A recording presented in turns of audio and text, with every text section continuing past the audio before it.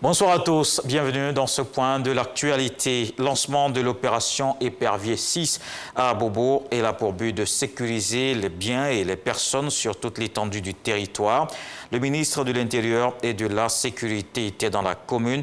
Plus de 2000 agents des forces de l'ordre seront déployés sur le terrain. Le général Vagondo Diomandé appelle les populations à collaborer avec les éléments de la police. Trop d'accidents et une pratique anarchique des coûts du transport. Le ministre Amadou Koné veut mettre de l'ordre dans le secteur. Il a échangé avec plus de 250 délégués de transporteurs. Les deux parties s'engagent à protéger les intérêts des usagers. Le reportage de Lansile Bakayoko. Au moins 400 usagers morts par accident en 3 petits mois sur les routes ivoiriennes. Face à 250 délégués de transport routier venus de toute la Côte d'Ivoire, et en présence des hauts commandements de la police et de la gendarmerie, le ministre des Transports a lancé une grande campagne de sensibilisation. 24% de ceux qui sont tués sur la route sont des enfants, c'est des élèves. C'est beaucoup. Il faudra donc que chacun vraiment prenne ses responsabilités par rapport à tout cela. Faisons tout pour que les gens ne continuent pas d'avoir cette image de transporteurs qui créent le désordre. Une campagne de sensibilisation inclusive qui sera suivie d'une vaste opération de répression contre l'incivisme et l'insécurité routière. Amadou Koné a également dénoncé l'augmentation abusive du tarif des transports par certaines compagnies. Si les raisons pour lesquelles vous voulez faire des augmentations de prix sont des raisons pertinentes, il appartient à l'État d'examiner ça avec vous. Notre rôle en tant qu'État, c'est de faire en sorte que nos populations souffrent le moins.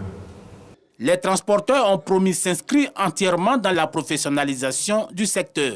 Ils ont surtout promis de faire arrêter l'hémorragie sur les routes. Le Haut Conseil va s'inscrire véritablement dans cette campagne pour que l'ensemble des acteurs du secteur du transport routier en Côte d'Ivoire et même dans la sous-région comprennent que sur le territoire ivoirien, un certain nombre de dispositifs doivent être pris. D'abord par le changement de mentalité, pour s'inscrire résolument dans le civisme. Pour les prix, nous avons compris, nous allons passer le message à ceux qui augmentent les prix. Maintenant, pour les accidents, nous sommes contre le fait qu'il y ait des accidents. Nous voulons des chauffeurs vraiment lucides et sans drogue et ni alcool relaté sur les lieux de chargement dans les gares routières, que cela soit démantelé. Quant au directeur général de la police nationale, Youssouf Kouyaté, et au commandant supérieur de la gendarmerie, Alexandre Apalo Touré, ils ont souligné leur entière détermination à accompagner le gouvernement dans cette action de sensibilisation et d'assainissement du milieu en vue de sauver des vies sur les routes. La Côte d'Ivoire et le Japon renforcent leur coopération dans le domaine commercial. Le ministre de la Promotion de l'Investissement, Issis Esmel, et l'ambassadeur du Japon se sont rencontrés. Les deux pays veulent améliorer l'environnement des affaires pour accroître les investissements japonais en Côte d'Ivoire. Les opérateurs économiques du pays du soleil levant entendent renforcer leur présence sur le marché ivoirien. Dans le reste de l'actualité, Emmanuel Macron au Rwanda, une visite qui scelle un rapprochement diplomatique et économique. Le président français a parlé d'un grand volet économique dans la coopération à venir entre les deux pays, évoquant une aide au développement portée à des niveaux inédits. Ce début de normalisation va se traduire dans les prochaines semaines par la nomination d'un ambassadeur sur place, car Paris n'en avait plus depuis 2015. Le réengagement de l'AFD, l'Agence française de développement, va s'accélérer alors que des partenariats économiques devaient être noués. 3 accords de plus ont été signés lors de cette visite.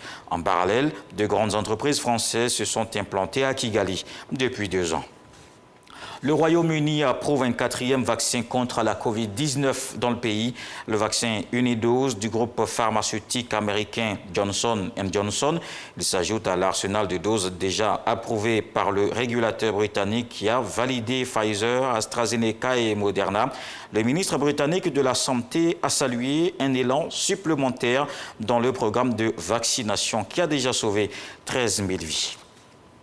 À Hong Kong, un tribunal vient de condamner à des peines allant de 14 à 18 mois de prison ferme 8 membres importants de l'opposition, parmi lesquels le magnat de la presse pro-démocratie, Jimmy Lai. 2 autres inculpés ont été condamnés, mais avec sursis.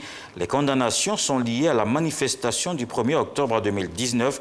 C'est la date du 70e anniversaire de la République populaire de Chine qui avait été marquée à Hong Kong par une grande marche pacifique, mais aussi par de nombreuses émeutes.